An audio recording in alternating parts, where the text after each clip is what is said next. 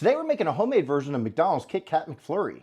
First thing we need to do is start with some vanilla ice cream. McDonald's uses soft serve. I am going to use this, and I just set it out to let it get softened a bit. Then what we're going to do is put it into a glass or a large bowl so we can mix it all together.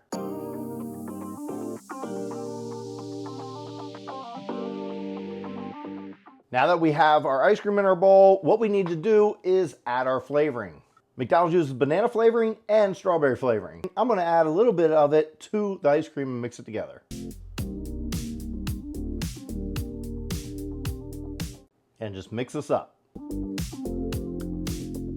Starts to melt too quickly, put it in the freezer for a little bit and let it firm up. My version of this McFlurry is way better than McDonald's because I'm using real bananas and real strawberries.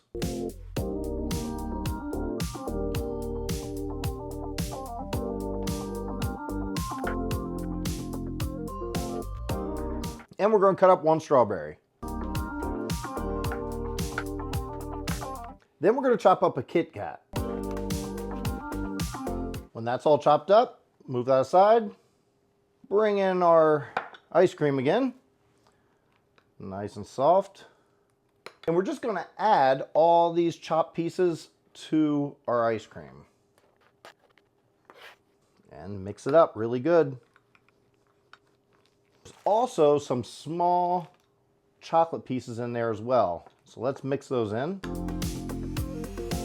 Then we're just going to fill up a glass with our homemade version of McDonald's Kit Kat McFlurry. Now because I'm filming with all the hot lights, I do have to put this back in the freezer just for a little bit to firm it up. And sprinkle the top with some extra crunched up Kit Kats. Now it's time for the taste test, and we're going to do it with a spoon.